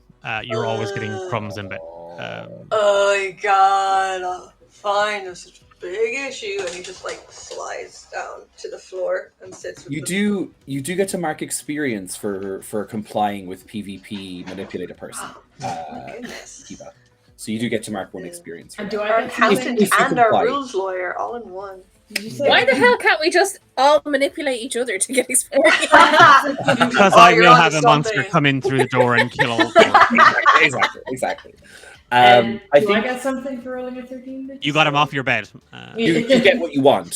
So yeah, the manipulator gets what they want, and the manipulated gets to mark XP if they comply, because it makes players still have the agency to say, I don't care that you want me to do that, I'm still not doing it. That's for everyone at home. I think Norman, everyone's like kind of joking and laughing and stuff, and Norman hasn't really said much. And he is. Do we take any of the notes from Silas's house? Yeah, we did. I think it Okay. was that big book. I was going to say that's what Annie's doing. She's I think you're compiling the notes. She's half Hero. like flicking through them, half like Okay, I think Norman noting in her journal. Just would as be a heads giving up, you more. you had taken handfuls Yes. of some of them. Mostly it was the Harmony Falls pamphlet. That's what it was. Yeah. That's what you took from off the Silas walls. But Annie had actually taken notes, was actually writing stuff down. Perfect. I So think you didn't get room. You didn't even get a quarter of a yeah, of course. room written down. You didn't have a room written down. So it's going to be like very nonsensical. But you have random. Yeah. She's been kind of scouring the. Sorry. Oh no, sorry. I was going to say Norman would give you the pamphlet to kind of help you out with that and give you whatever he has, and he's going to probably sit on the other bed or somewhere far away from the group and check out the comic book. Okay, we're a very like smart bunch. We clearly work really well together. So let's put this into Annie, if you're okay with sharing, try to put this into groups and categories, and maybe then we can start trying to fill in the gaps. She's going to take the notepad. I'm assuming there's a little motel notepad on the bedside thing. So she's going to kind of rip some pages out of that and transcribe what she has, so everybody kind of has a copy that they can look at the same time. And then kind of just try and see if there's any sort of mention of, what did he say? He not a park ranger, a like highway ranger or Yeah, highwayman. yeah, it was like a kind of a highwayman. Yeah. A highway So if patrol there's any officer. sort of mention of like people being like impersonated or anything like that. You like, again, if you want to investigate a mystery, this is where your role in. So I'm going to give you, Annie, because you took notes from the walls. I'm going to give you 2 of these over the course that you can kind of roll for, and I'll answer those questions based on what you jotted down. Okay. So if you want to give me an investigative mystery, just to see. That's sharp. I got no sharp, so that's only an 8. Okay, so you can ask me one question based on kind of what you've gleaned, or so is that like you want to find out, like, is there mention of these? Yeah, like, is there any sort of reference to what we have just encountered in the gas station in the notes that I've taken? Like, is there any sort of like correlation that I can make from the notes that I took from the walls? Again, you took random, like, okay, this, Yeah. this. It's only when you're kind of sitting down with the pages in front of you, and the one thing Silas was doing was he was mapping things chronologically. He seemed to be this seemed to be his diary. There is mention following the last ritual in the 60s. There was a mention of creatures known as slips that steal time. SLIPS. SLIP. Yes, slip. A slip, and that they steal people's time. So that's what was happening to what's her name when there was breaks in her screen. Oh, okay. And also what was happening to Silas, right? He probably had his time stolen so much that, like, yeah, he was in different times, or he had experienced enough of this that he was all over time. Okay. Okay. So we know that, and we know that we've all been assigned an hour on the clock. And we know that 13 has been mentioned a lot. Have we been told that there are 8 lords? Alipin? Yeah, somebody has said that too. Evelyn told us. Yeah, Evelyn had said that, sure. that they had escaped 8 lords. I think this is where Norman gets a little uncomfortable. He is flicking through the comic. He's I don't think he's opened it yet. I think he's like looking at it and like not sure. And I think he kind of, as you mentioned, that, like, you know, these creatures are stealing time and that we're all assigned a number on a clock. I think he kind of pipes up and just says, I have a feeling. And didn't Silas mention something about Emily as well? Because Max attacked him and asked him about Emily, and Silas said like something like she's dead, she's gone. She's dead and she's gone. Yeah. She's dead and she's gone, or whatever. And he had a photo of Emily with X's over her eyes. Yeah, over her eyes. Yeah. And he had kind of villainized her or whatever. Or it was weird anyway. And I think Norman is kind of thinking about it, and it's just like, I think these we've heard Evelyn told us about 8 lords. There are 4 of us, and there are 12 numbers on a clock. So the 8 are the people that have gone. Or they could be wearing them like this creature was the park ranger. I doubt that park ranger actually wanted to kill me in his life, but whatever was taking that man's body clearly did. Okay, this is good. This is excellent. This is progress. And that's why I wanted to be Max. It's very likely that you might see Emily again, but not in the way that you want. I mean, I'm already hearing M in ways I don't want. And yeah, whatever this thing has, whatever's got her, you know, I know. Okay, I guess I just think it needed to be said out loud that that's a we don't know what's going on, and that this is a possibility. That 8 lords could be something completely different, but it is very possible that they might be wearing or using the other people as guises, or perhaps as scapegoats or puppets or something. But we need Maybe to they've embodied their corpses. Cool. That's great, Mark. Yeah. Something like that. I guess I just think it needed to be said out loud so we all understand that that's a possibility, and we should be sensitive about it if it does come up. And he stares at Morgan and at Annie and makes sure not to look at Max when he says we need to be sensitive about this if it does happen. Annie is kind of thinking to herself, though, based on how they, to their knowledge, defeated the park ranger, that's not gonna be pretty. So she's like, we need to figure out exactly how to defeat these things, because we're not always going to have a car jack or a rolling card rack to dump on top of them. Can I Do you think we should armor up? Yeah. Well, yeah. We need weapons. I need shotgun shells, like as fast as possible, because I don't know what kind of creatures they are, but I'm pretty sure not much things can move fast if they're shot full of lead like that. Okay. So we need a convenience store. Walmart. A Walmart.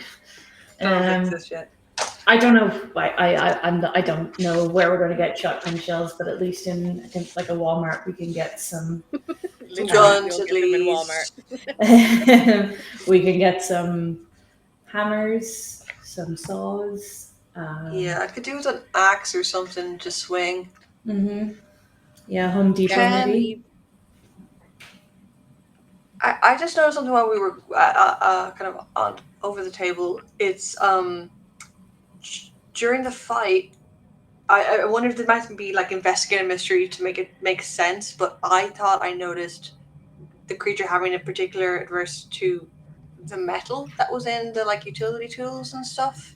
Would that be like investigate a mystery? Because I know some creatures have certain weaknesses. That if we could find that out, it'd be good. You can give me an investigative mystery to see if you can recall any details about it. Okay. I just remembered something. Sorry. Yeah. I think we took a bag from Silas's house. We did. Yeah. And when Emma asked him the question, how do we put this stuff? How do we put these things down, or something like that? He was like, "It's in the bag." We have a heavy bag. 7. That's a 7. Let's open the bag. Ask you one question. So if that is the that sort of what weaknesses did this thing have? Yeah, if I noticed any particular weakness. What I would tell you, what you can kind of glean, Max, from kind of the encounter was this thing was it was almost primal, like it took on a Oh, we cut out. human form, but when struck with the carjack and he landed a heavy blow, it still kept going. So this thing seemed to be purely physical. So Okay. it wasn't that it Anything was in actually particular? weak down. I think it was just you beat it down. Yeah, we just need high damage stuff. Then these things Yeah. are pretty hardy. We're Would that thinking a zombie slip wolves. then? What we fought? Yes. That was a Okay, slip. so Annie has ascertained that is a slip. Yeah. I think then Norman says we have two keywords here: slip and lord. So I would wager that those things might be different. Maybe they're not. But also perhaps I should be a little bit forthright about something. I saw that what happened in the gas station. I've seen that before. What do you mean? You've seen it before? I was given this is insane that I just don't see how this is. He's like a little incredulous about this, and he hands Annie the comic book that he was given by his supervisor. I was given this by mistake, and it depicts me being assaulted by a park ranger. She's gonna like quickly flick through it and get to the page where you can see Norman. What? Who gave you this? What's her name again? It was your thesis supervisor. Yes. Dr. Minnow. Dr. Minnow. She gave it to me alongside a lot of other research notes and papers that I am to read before I come back. But it's just a book. Like, it's just a comic book. It can't predict the future, but it is uncanny. This is you. Dude. It's a man who looks like me. I'm a pretty average-looking guy. That's Can she? wicked. But how do you explain the park ranger? That's what I'm saying. Look, I didn't believe it until it happened. That's why That's I your reacted how I shirt. did. You're wearing that shirt right now, man. I have a lot of shirts that look like that, but And he's gonna flick to the back Listen. cover to see the date of publication. Okay, so can I take the scene for 2 seconds? So Yeah, just because as you are all kind of taking Shouting kind about a of comic. the red thread, and you are kind of tying things together and the kind of getting excited. Again, I also like the idea of the three younger ones getting slightly excited about the fact that the guy in the comic book does look exactly like Yeah. Norman. and Norman is just doing his best to not believe it. It's not that he doesn't believe it; he's doing his best to not believe it. And as you kind of rifle through the rest of it, you do see it's kind of damaged. Like the comic book has been slightly damaged. You get to the last couple of pages as you flick through it. This is like a kind of an anthology of short stories. It's not quite a graphic novel, and it's not quite a single issue. It's kind of one of those sort of tales from the crypt type things that you're reading. You get to the kind of like the last couple of pages, and it's kind of wadded up. Like I said, some of the pages didn't start together when Norman had kind of pulled it apart. As you get to the back and you kind of pull the pages open, there inside there is a folded sheet of paper that looks newish. Like it doesn't look like a comic book page. Like this is obviously something that's been folded in between the pages that's kind of got lost there.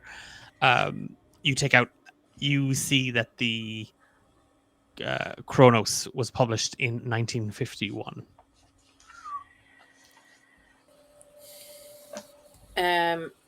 She's gonna kind of hold the other newish piece of paper up to Norman and be like, "Do you know what this is?"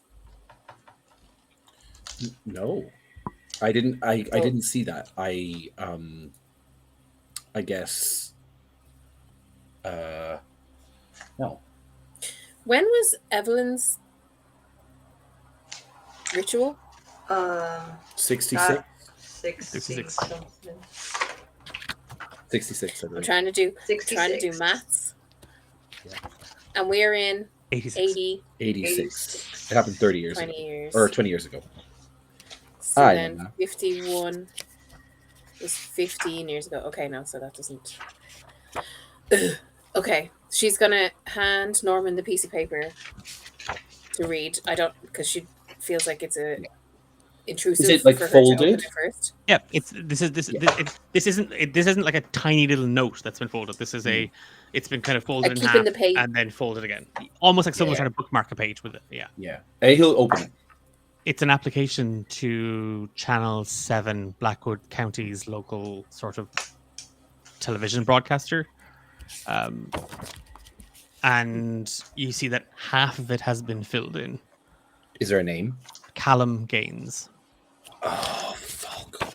He's one of the guys, right? He was. No. Was on, yeah, Callum. Yeah, Cal he was on the. Cal is he was number 3. That was me. It was! Rip. A communications major. Application to Channel 7. Channel 7. He's the guy I spoke to, right? That was nice to me. Yes. Yeah. Callum Gaines, number 3. The other Gaines. Thank you. the other stories after Norman's, is there any sort of familiarity in those characters? No, they don't look like anybody. Like, there's one about like a time traveling cat. There's one about like a family that live in space and get stuck into a wormhole and live different lives. It's all a mishmash of different. There's nobody else that looks like Norman. She's gonna kind of just flick through the pages and then close it and hand it back to him and just say, look, for something that was printed in the 50s, it's uncanny. Especially since I would have been 2 years of age at the time. Like, there was no way someone could have manipulated this into this comic from 15 years ago. Or whatever, 35 years ago. Look, it's either a scary coincidence or something else. Yeah, well, we're talking about time slips, so I don't think anything's out of the realm of possibility. You think there's time traveling comic book artists? My God. We are talking such nonsense here. None of this makes sense. Well, look at what we just experienced. You can't really call anything nonsense anymore, my guy. I think we got to leave our logic at the door, and let's just go wild with all the theories, and then we'll come back to it later. On that, there is a knock on the door. Hello? Occupado. I'm so sorry to disturb you. This is Jan. Just checking if you needed any towels. We're good for now. Thank you, Jan. Okay, Norman. Norman, put your pants back on, man. Come on. We interrupt this program with breaking news. Good evening, I'm Tom Harrington with Channel 7 Action News. Authorities are investigating a violent crime scene tonight at a gas station off Route 49. The building shows clear signs of an attack, and the attendant, 24-year-old Brandy Brandanowitz, is missing.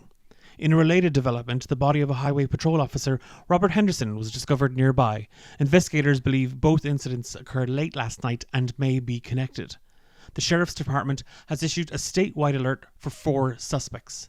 Max Brooks, Morgan Berry, Antoinette Bell-Lee and Norman Mann, all students at Blackwood University and recent survivors of the Lake Pine View incident in North Carolina. Officials warn they should be considered dangerous. If you see them, call 911 immediately and do not approach. Also under investigation is a fire that destroyed a farmhouse on Old Bloodmill Road last night as well. Authorities are not confirming any connection, but the timing has raised concern. We'll continue to update you as the story unfolds. I'm Tom Harrington, Channel 7 Action News, reminding you to lock your doors and windows.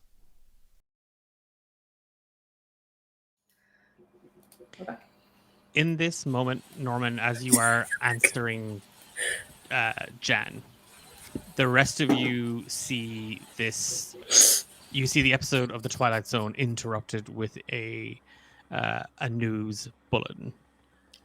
The incident at the Gas and Gulp, the body of a highway patrolman has been discovered nearby. and the gas attendant Brandy Brandonowitz is missing. Police believe the two are linked, and 4 names are wanted in question. Max And we Brooks, took the security footage. Norman Mann, Annabelle Lee, and Morgan Berry are all wanted for questioning. How do they have our names? How? Because the fucking sheriff is a freaky, spooky guy. Oh, yeah. Sheriff Spooky Pants. You're incredibly lucky that Jan was not set at her desk. Yeah. We're really lucky that Emma interrupted Declan speaking. Yeah. With that. Well, I was given very specific instructions. You were. You were. How do they know it was us if the attendant is missing? Like maybe she called her mom beforehand or something.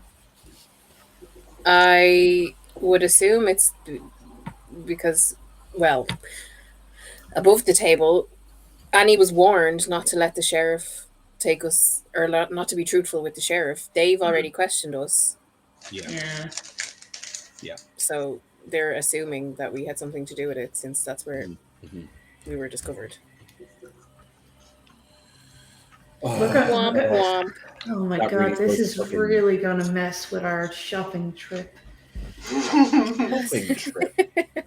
To get our supplies and our weapons. Look, We're gonna need new transport. So that's too Maybe- identifiable. Maybe we're going to have to start using fake names. I'm sorry that I gave Jan my real name. I didn't realize we were under I such... mean, dude, your name does not sound real, so maybe you just pick like a normal name. Right, okay. Normal man. John Smith. I love to meet your mom, man. What is she doing? That's crazy. Listen, we can come up with names. That's easy, but what do we do? I'm gonna be normal man. My name. You leave Cindy Mann out of this. Okay? She's a good woman who gave me a great name. I was named after her father. Thank you. Wow. Long line of It normal so happened that his surname was not Mann, but whatever. Oh, man.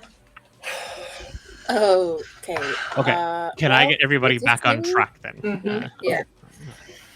Okay. With this new revelation, I guess we need to sleep and get out of here as quickly as possible. This is just a blip. It's just a small blip. We'll get through this. We'll get through it together. At least they don't know where we're going. True. Do we know? Did Google Maps isn't a thing. Did anybody get a map? We had a map. I believe we had a paper map at one point. We do have a Yeah, You do? to find the place. Mm-hmm. Did they mention? No. Didn't mention that we were like. No, we're just under investigation. I'm just trying to think of how state laws work, etc. And like, if we like flee the state, like, will we be a little bit better off as long as we don't fuck up in that state too? I guess. Well, we're going to fuck up Just because leave we're a going to path fuck of up in goop. Washington. Well, y'all are in California. Yes. The Lake Pineview was in North Carolina. Oh, okay. So it is like kind of like almost like it's almost verging on federal investigation at this stage because it's across different states. Yeah, and now you're heading to Washington State, if that's the direction you were looking for. But how did they connect us? Because they knew we were they knew we were the sole survivor. Evidence We've been on the cottage. news. Yeah. And then Like it's been news. Like you were on the news too. yeah. Maybe we didn't get all. You the did CCTV. assault a Channel 7 reporter as well. I did as well. Oh, there we go. That's Yeah. Goodness. I don't. I'm. reporters. Hold on. I'm still confused about how we were placed at the Scene of the crime. petrol station. Yeah. If we took the CCTV, Yeah. did we the CCTV? We did. I feel like there's a lot of very weird and strange things going on that them being able to feel figure like- out that was us is probably Something weird and strange, like the spooky fucking. I think Norman says like as like Annie is questioning how they place us there. I think Norman he says, I don't know how your conversations with the sheriff went, but mine was incredibly strange. The man was ticking like a clock. he also had the number 13 tattooed on his neck.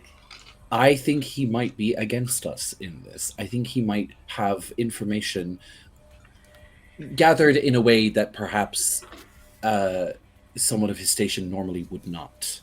Yeah, and if he's linked in with all those slip things as well, like he probably knows where they are at. And Exactly. if that's been tracking us, like I think that was the thing in the window. We have been followed by these things. One of these creatures did make their way to, and there was one on campus as well. We are being watched. Okay, so we can't trust the police. No. We can't seem to be able to contact anyone else. No. We can't trust anyone on campus, really. So it's just us. Do you think it was an accident that you were given this comic book? Potentially. I don't know. Probably not. So we could potentially trust her if she was trying to warn you. I also got that. It seems that when I'm talking to some of these people, when I've been talking to people, I keep hearing the ticking of a clock. Does anybody else get that? Oh, same. Yeah, it's and it does not feel good. It feels ominous. And I got that when I was in her office, and I don't know why she gave this to me. I trust her as a person, but I don't trust anything happening right now. I trust you three and you three alone. Thank you. Same. Yeah, this is like because she could have given it to you as a warning, not to help, right? As a premonition of I'm going to do this to you, rather than I'm going to show you what to help you. So yeah, I think you're right. Regardless, I'm not going to call Dr. Minnow on a public line and ask her various insane sounding questions. So about those time slips. Yeah. I think our best bet is to rest and go. Yeah. I think for now we can only trust each other. I don't think we should split. I think we should all stay in the one room. I agree. Yeah, I think one of us should stay up, just sleep in the van tomorrow. I'll also have a chat with Jan.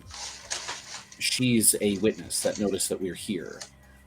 Perhaps I can convince her to tell people that we weren't. Got an empty room next door, my guy.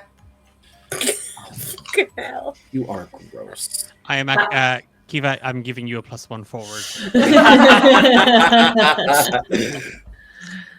I think that Norman at some point would like to talk to Jan, because I want to use my trust me ability with her to protect her from danger, but also protect us from danger if possible. And basically kind of tell her the truth of what's happening at some point.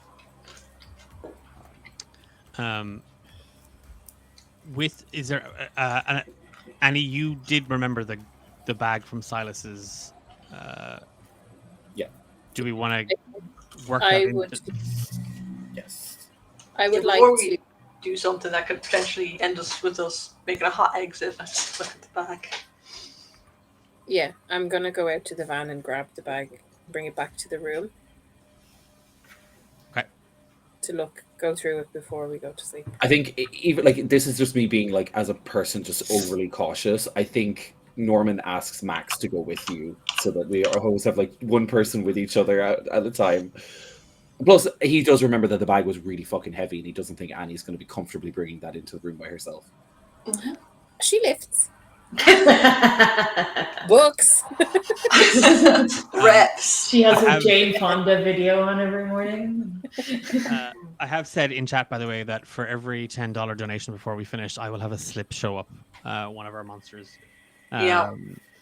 We've had one donation. Don't donate. Oh God. No, absolutely fucking not. Who was it? Get away from us. Who was it? Don't donate to this great cause. Stop it. On this, with Morgan sort of organizing kind of what you've kind of Annie's notes and kind of trying to pull all of it together a little bit, and yourself and Norman trying to kind of work through kind of what you have and put it together into some sort of like cohesive, straightforward, like this is what we know, these are the questions that we have. Max and Annie, you head out to the van to grab the gear. You do see Jan sort of standing in the doorway of the motel reception. You notice it's kind of the illumination from like the cigarette in her hand, and she just waves at the two of you as you take the duffel bag out of the van. If you want to mark this as a, I'm also stretching this out by the way because I would like to see another donation. For your duffel bag, as you kind of spool through the notes and everything else, in the bag there is a handgun, small caliber, with 12 rounds of ammunition. Not 12 boxes, 12 bullets. A silver army knife, like it's army issued, but the blade has been swapped out. There's a compact crossbow with 3 bolts and 2 spares. So there's 3 bolts loaded and there's 2 spares. There is a set of wooden stakes. We've actually had a second donation. So you're such a bollocks. I'm a bollocks for charity. For charity. But so yeah, I hate you for charity. 4 wooden stakes. There's a pair of brass knuckles, and there is a distinct smell of lighter fluid. There's a glass bottle and some rags. There's a little tin with lighter fluid to make a Molotov cocktail. Nice. Okay. I'm going to see the knife and go, dibs, man. We'll grab that knife. My knife now. Before we get there. Just as a heads up as well, if your characters do have specific sort of like I know Dahi Norman has a sledgehammer. Yeah. You can take one of these from like when Jan's back is turned, you'll find one out back. Yeah, perfect. Yeah, I have. So that means I have a pocket knife and a sledgehammer. Then cool. I have a big knife, so that's what I'm taking. That's your big army knife. Yep. And I have a huge sword or a huge axe. So there's a fire axe. Yeah, I'll just find a fire axe. I'm sure it'll do. Yeah, I think. Yeah. All supplied up and kind of research notes and kind of thoughts collated. Who's taking first watch? I think Morgan's going to put her hand up to do it. Yeah. Okay. So Morgan's on first. Who's taking second? Norman. Okay. I think Annie is exhausted, so she'll try and be the last to take watch. Okay. I can take last watch. How many hours? Be like 8. It's just that last watch means that Annie gets like uninterrupted sleep. So you Annie, you want to kind of take the kind of that last sort of. And then she can drive again tomorrow. Okay. And again, I think Dahi, you said you had wanted to go out and talk to Jan. Yes, I think. Yeah. Yeah, he wants to basically say to her like if somebody comes by asking for them, they're dangerous people. They want to cause them harm, and just please tell them that we were not here. I guess I'll do manipulate a person because this is less protecting her from danger because I don't want to tell her the full truth and be like, hey, we're felons. You know what I mean? Mm-hmm. I just saw the inside of the van. Oh my god. Yeah, I think I would like to ask her to kind of just be subtle about us being here. Ooh. That's a 7, but I am going to spend a luck. I'm going to mark a luck and take that as a 12. Okay. Okay, so not only do they do what you want right now, they also become your ally for the rest of them. Oh, that's the advanced manipulate a person. I think it's just the 7 to 9. Oh, that's the advanced. Okay, sorry. Yeah, right. Okay. Oh, sorry. It's 10 plus. 10 plus. Yeah, that's fine. No, she she listens to you earnestly, Norman, all the while playing with your tie, just sort of like just flopping it between her fingers. He fully just allows that. Yeah, she blows like the last kind of lungful of smoke out up into the air, and it's just no, sweetie, I understand. Don't you got that cigarette is down to the nub, like it's just.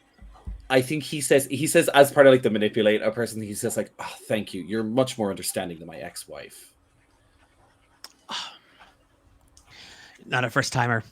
That's another tick in Jan's book. That's what he wanted. And she kind of like just bring it in, honey. Just bring it in. And like she wraps her arms around you, and she slowly just starts to sway. That's fine. He will allow her to sway a little bit. If it means that she will keep her mouth shut, he's like, this is fine. There's a small little radio on in the background, and again, you can just hear you can hear a news bulletin, and it's similar to what was on the television a little while ago. And she just says, fake news, and she just originator. She rolls decades ahead of her time. She rolls the tuner, and like Willie Nelson and the Highwayman just starts playing, and she's just swaying with you. You can keep an eye on the motel from here on your watch. If you so wanted. She eventually lets you go from her talons. You wake up, Max. The night continues on, and Max, you wake up Annie. And this is where we're going to bring it to close.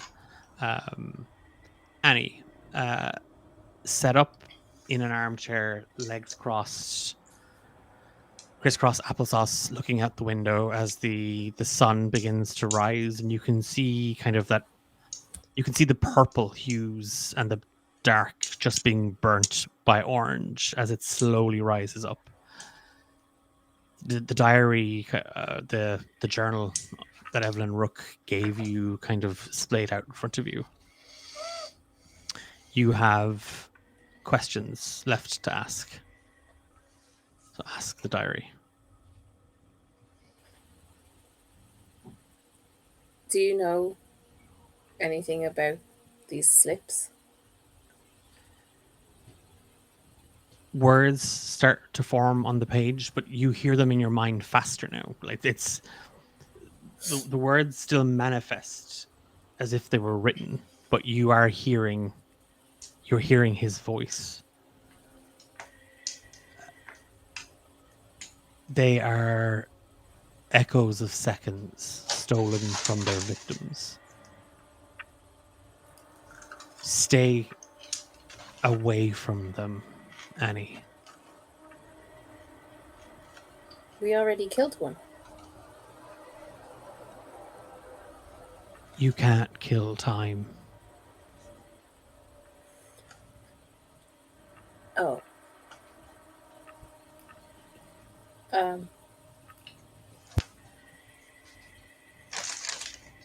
What I did to Max. Can I do that again?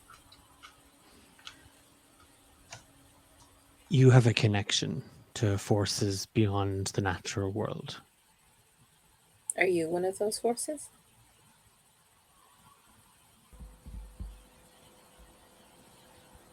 There's a can you give me an empath roll, please? Do I add anything to it? You're weird. Oh, where's my sheet gone? 1 second. Eilish isn't weird. Sorry. That's what you think. +2. It's just an 8. You can sense his hesitation. You can sense his sort of apprehension to answer that question. Yes and no. I was human, but I'm not now. One more question. Oh, can I ask it just to? Oh, You can if you Morgan- donate Morgan $10. Morgan snatches the journal.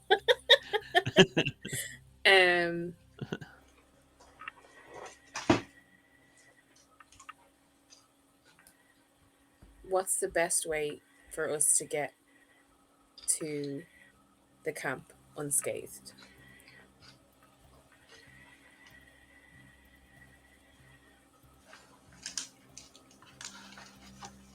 I will keep you safe.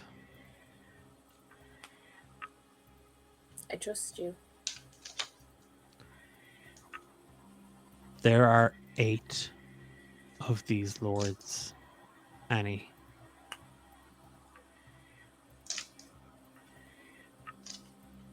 Some are closer than you think. Oh no. Mm-hmm.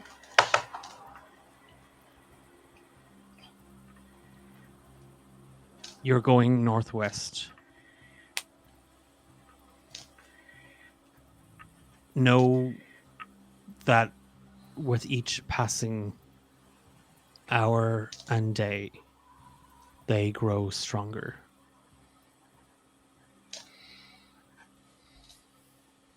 I can look for the other 7. I can find them for you.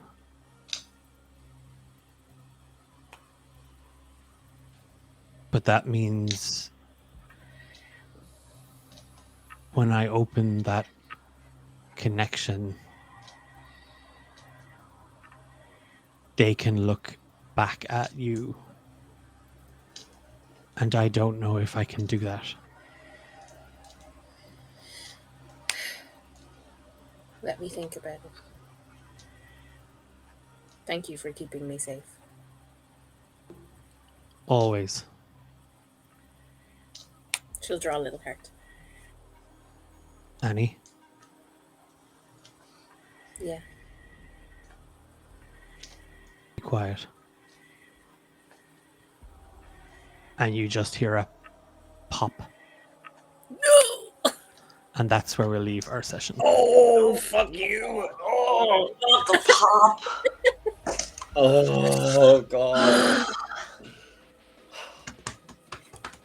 My little heart. I'm so stressed. I'm so stressed. We're gonna all be sleep deprived and just cut Thank up you for your shit. donations. They have stressed me the fuck out, but also We're made me gonna very get happy.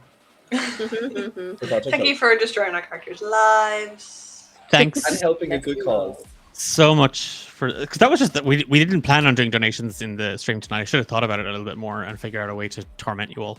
That's on me. Thank you all so much for joining us. Thank you to everybody in chat for hanging out with us. Thank you for the donations. A big thank you to Dahi, Emma, Kiva, and Irish, as always, for being phenomenal players and hunters around my table. Y'all are absolutely class, and I love getting to play this with you. Mondays has become my horror day, so that's my I'm in my little element. Yeah, I took a note last session. My Monday thing is being a little weirdo, is what Yeah. you said last. Yeah, being a little horror weirdo, Which I think is wonderful. I want to mention some of the other stuff that we do around these parts very, very quickly. On Thursday, myself and Ben from Homebrew Quest will be live on stream for Ben and Declan on a roll. We're going to be talking about D8 Dungeon Drive. We're going to be talking about how you start your own streaming fundraisers. We're going to be chatting to Amber, one of the co-organizer for D8 Dungeon Drive as well, live. Hopefully Emily from Hexes and Vexes will be along either in a pre-recorded state or in whatever state Emily's in. A beautiful one, Emily. Bedraggled. I'll not have always beautiful. Always beautiful. bedraggled. Always a mess. Always beautiful, especially when you're tormenting Declan. Yeah. She really shines when she's tormenting me. Yeah, so sparkly when she torments you. I know what you are, Emily. Say it. I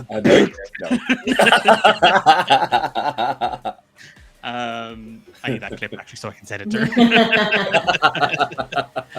I'll do it. we're talking about a magical girl transition into Declan Tormentor. Yes, I go from a magical girl into it.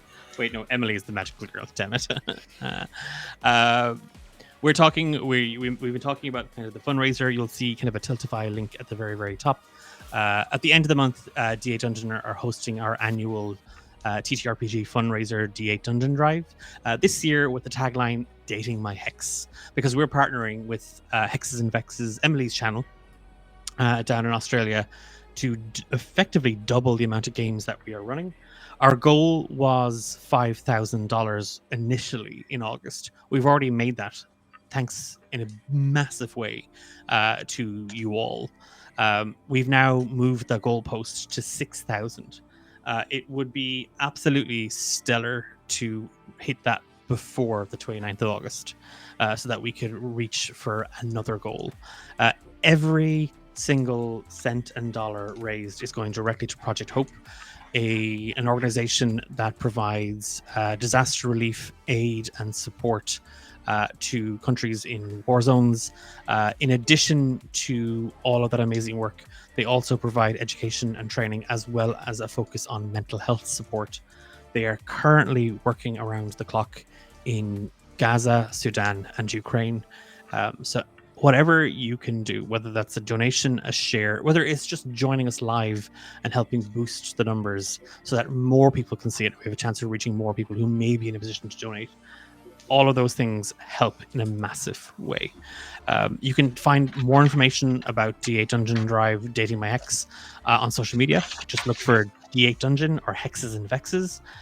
All of the games are full. There are 16 games running this year, not including the 4 preliminary matches for D8 Dungeon Mania, the semifinals and the finals. So